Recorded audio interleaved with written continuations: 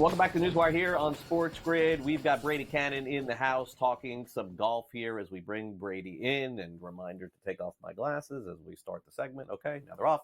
Hey, Brady, great to have you back here on NewsWire. And, naturally, I want to get to the Genesis here a lot. So let's just do a quick recap of the Phoenix Open. Thomas Ditry, big time long shot, ends up coming through, wins the tournament. Hopefully for him, it's the start of some good things this season. I know that you've liked him at different points last season. So I wonder maybe if this is a jumping point for him.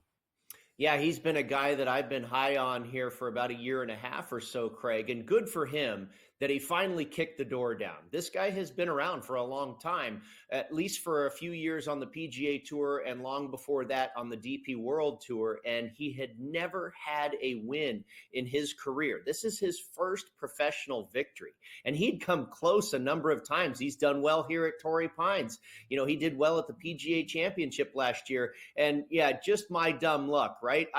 This is a very young season. What are we, 7 tournaments in or so far in 2025? I bet on him twice already, but of course I wasn't on him last week. But good for Thomas Ditry. Yeah, I mean, that's the way it goes. But good for him, and he blew the field away. So, I expect more things to come from this guy. He was a guy, again, that I was saying is going to win soon. Unfortunately, I just was not around for the week that he did. Yeah, no, I know. I remember you mentioning him a ton last year. So there it is. He gets the win. So this week we're at the Genesis Open. It's a huge tournament, big money at stake. And no surprise that Scottie Scheffler is the favorite, but maybe the bigger surprise is the way that Rory McIlroy has been playing has put him in the 2 spot in terms of the odds over on FanDuel. He's plus 650 now. I know that you've been on Morikawa. He is 16-1. Justin Thomas, 18-1. Aberg, another name I remember from last season too, at 22-1, and Hideki Matsuyama is 22-1. I know that a lot of the discussion, of course, because it is still Tiger Woods, mentioned that Tiger Woods not playing in this tournament, still not mentally ready to go after the passing of his mother. So Scottie the favorite, Rory 6.5-1, and I feel like I don't know if Rory's going to win this thing, but I know how golf works a little bit, Brady, not as much as you, and I like to ride the hot hand, so I kind of feel like all bets are in play for Rory this week too. I don't disagree with you. Everything should set up very well for him. And by the way, the weather's pretty nasty. I've spoken with a couple of friends of mine in the area. It's kind of a consistent drizzle right now. And because you're so close to the ocean, that will feel and accumulate even more so. I mean, it's possible that they could not even finish the round today if you get some collection of puddles and whatnot on the greens. But I think the overall story here is we're going to have some weather. It looks like it's going to clear up a little bit beginning tomorrow morning, and we might be in the clear, midday Friday through the weekend. So if we can get through today, I think we're going to be okay, but it's going to be a soft golf course. It's going to be chilly. There's going to be some wind. I think it's going to play extremely difficult. The rough has been grown out, since we were here just 3 weeks ago. Of course, they had to move this because of the fires in Pacific Palisades, where we normally play this tournament at Riviera Country Club. We're back at Torrey Pines. So the rough has been grown out since we were here a few weeks ago when Harris English won. This is going to play extremely difficult. Torrey Pines has held a couple of U.S. Opens before in 2021 and 2008, most recently 2021 when Jon Rahm won it.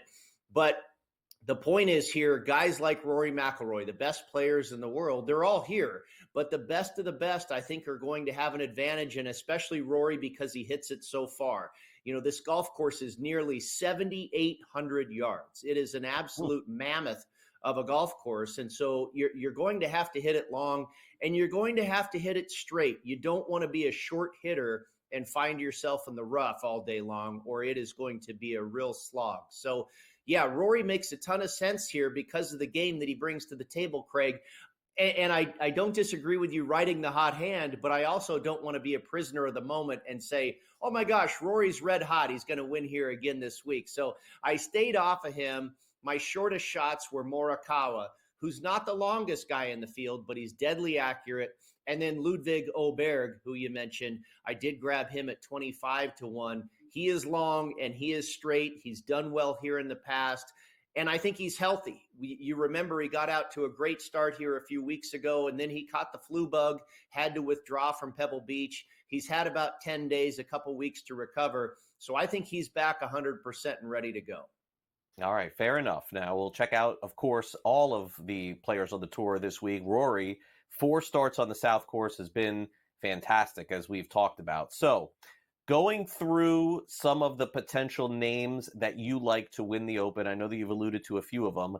I'm always into these long shots here. I know, another name too that kind of caught my eye here on your list, Brady, is Tommy Fleetwood, because I know Yeah. that at different points last year, he's come really close to winning some big events. Is this the week he does it? I sure hope so. I mean, I love the guy. I think he's very entertaining. He is yet to win a tournament on the PGA Tour, believe it or not. And this is a top 15 player in the world. But I like him here, Craig, because he typically plays his best. His best major has been U.S. Opens. He's a very good player on difficult golf courses and the conditions. A guy from England, right? He ought to be used to the rain and the fog and the wind. And, he hits it very straight. Total driving was probably the statistic I leaned on most this week, hitting it long and straight. And Tommy Fleetwood is one of the best in the world at that. He's got a very good short game. His irons are spot on. He does everything very, very well.